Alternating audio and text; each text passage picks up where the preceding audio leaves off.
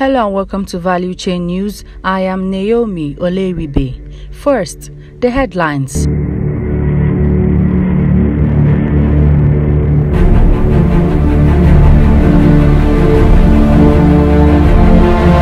Nigeria, oil vessel explosion sparks fears of environmental disaster.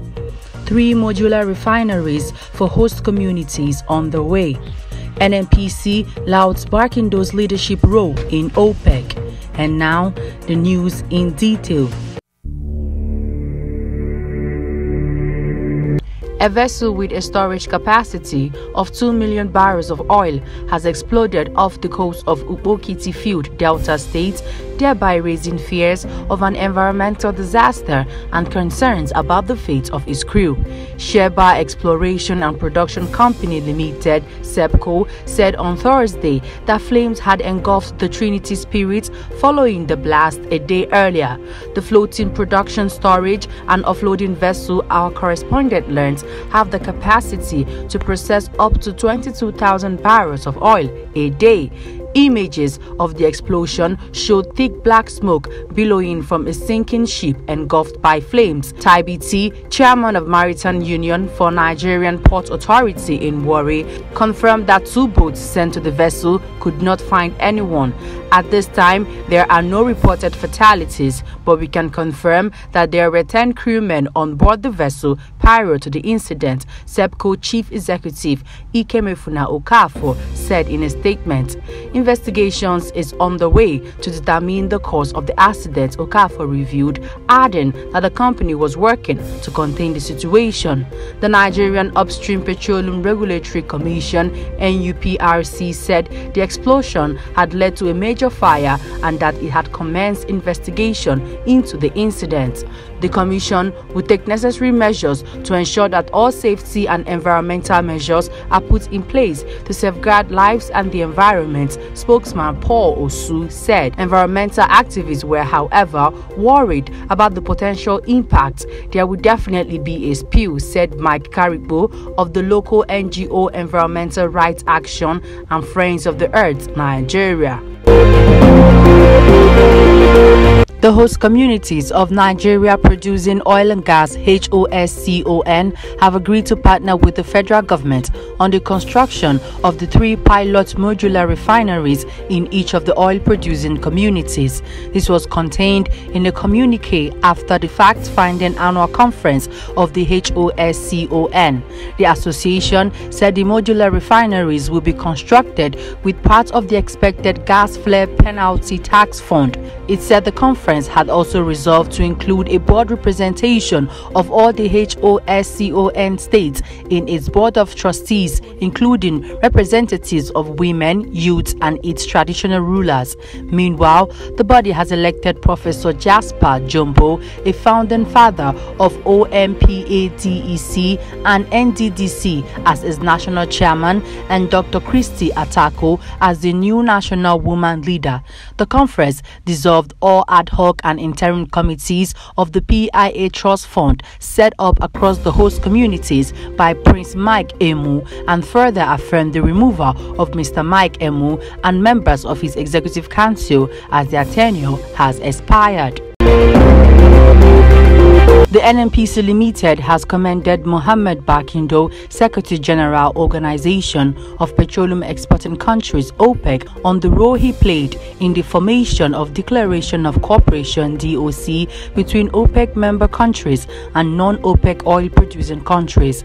The NNPC gave the commendation on Thursday when OPEC Secretary General hosted a working lunch for a delegation from NNPC headed by Sir Billy Okoye, Group Executive Director of Ventures and Business Development in Vienna, Austria. Declaration of Cooperation DOC was established in 2016 to accelerate the return of oil market stability following an oil market downturn. Secretary General, you stood up to unprecedented challenges and you will continue to do so, Okoye said. Okoye also commended Barkindo for his achievements as OPEC Secretary General for 2 successful terms. He noted that Barkindo had been an ambassador of the corporation and Nigeria. Responding, Bakindo highlighted Nigeria's key role in the global oil industry, emphasizing that given the country's stature, it should continue to lead by example. He also praised the Petroleum Industry Act (PIA), noting that the legal framework adopted in 2021 would help Nigeria to further develop the petroleum industry. On oil market development, Bakindo praised the efforts undertaken by the DOC countries in the interest of oil market stability. He noted that the DOC was established in 2016 to accelerate the return of oil market stability following an oil market downturn. He added that the framework continued to prove effective with the emergence of COVID-19 pandemic since 2020. These countries did not need to reinvent the wheel. They stepped up to the challenge and adopted the largest in volume and longest in duration production adjustments, he said. Referencing OPEC's World Oil Outlook 2021, Bakindo noted that oil and gas would be accountable for more than 50% of the future energy mix, highlighting that oil would be needed to address energy demand in the future.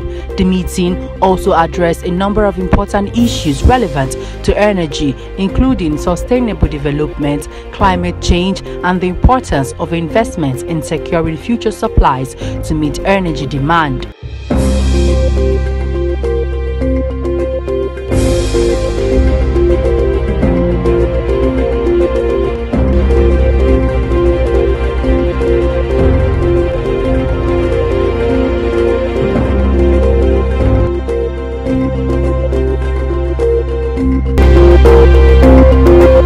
South Sudan's oil production has reduced from the previous 170,000 barrels a day to the current 156,000 barrels per day amid negative impacts of COVID-19 pandemic and heavy flooding since 2020, Minister of Finance and Economic Planning Agak Luau disclosed on Wednesday, while tabling the 2021-2022 fiscal budget before the Transitional National Legislative Assembly. The minister said the projected reduction in oil production is due to depletion of some oil wells as well as effects of floods. South Sudan earned $1.4 billion in gross oil revenues, of which $1.1 billion went to direct transfers and $148 million were paid to neighboring Sudan as costs for processing, transportation, and transit fees. The East African nation is projected to collect $135 million in non-oil revenues in this fiscal year,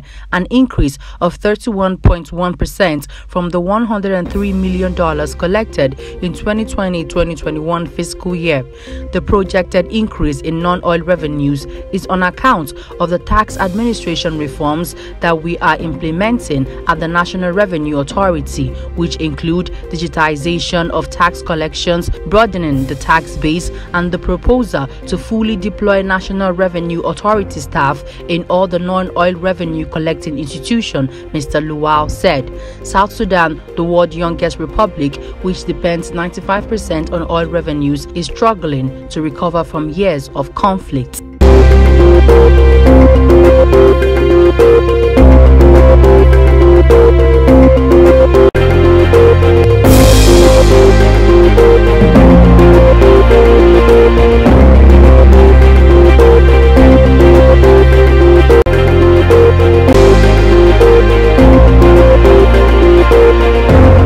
As the world takes decisive steps on climate change, the ensuing policy changes and their effects on the world's fastest growing fossil fuel, natural gas, were examined at an event held by the Gas Exporting Countries Forum (GECF) recently, entitled Natural Gas in the Aftermath of COP26. The two-part webinar attracted first-class speakers representing exporting countries, academia, business and service providers. The first session reviewed the main COP26 outcomes, including possible impacts in the energy sector, in particular natural gas, while the second part focused on the responses of the gas sector to what came out of Glasgow in November 2021 and on what might be on cards as the industry heads towards COP27. Setting the tone for a lively round of discussions, Mohamed Hamel, Secretary General of the GECF, underscored the COP26 recommended phase down of coal consumption could definitely benefit natural gas. Coal to gas switching is the least costly mitigation option in many developing countries, including in countries with large population, and it is a key component in our nationally determined contributions (NDC). However, the impact of the development on carbon markets on natural gas is a more complex question to answer, he cautioned, adding that it is important to consider these questions in a multifaceted and holistic manner, taking into account the necessity of a delicate balance between the three pillars of sustainable development, namely economic development, social progress, and the protection of the environment, while responding to the need for an affordable, reliable, predictable, and secure supply of energy to end users, he maintained.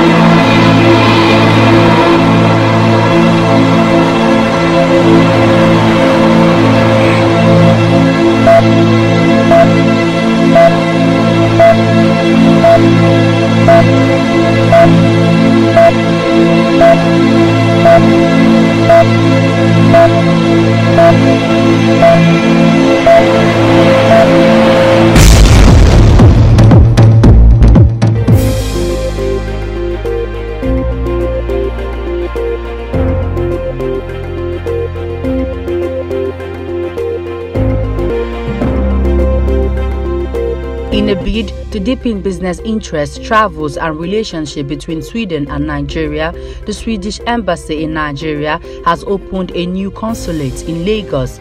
The Swedish consulate, which was inaugurated on Thursday by Governor Babajide Sanwo-Olu at the landmark Towers, Victoria Island, Lagos, is said to be part of ways to speed up economic recovery between both countries after the pandemic. Speaking during the inauguration of the consulate, Carl Michael Grants, Swedish ambassador in Nigeria, said the Swedish companies in Nigeria are doing so well and have found ways to move on, adding that they seem rather to be positive for the 2022 outlook. I just met with the Governor Sanwo-Olu and he's very much engaged in so many respects and so many projects. Lagos is a very big city and a lot of things are going on. Lagos also has big challenges when it comes to traffic and waste management, so we want to show Swedish and other Nordic companies who are active and quite successful in these areas that we could cooperate and make Lagos City a better place.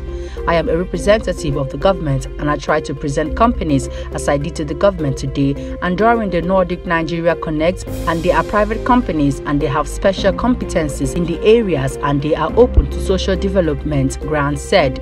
Inaugurating the new Swedish consulate, Sanwo-Olu said Lagos is open to more businesses and will be ready to collaborate with willing partners. He said Lagos is part of our Nigeria, but a lot of businesses and sovereign nations in our country realize and appreciate that while we have a thriving capital in Abuja, for them to be close to their citizens, activate businesses, and exchange cultural activities, there is always a sense that they must have a presence in Lagos. We are very happy that you can see that Lagos deserves it, and I want you to thank the Swedish government for putting this together for us. I want to assure you that the Lagos community and business community will use this place very well.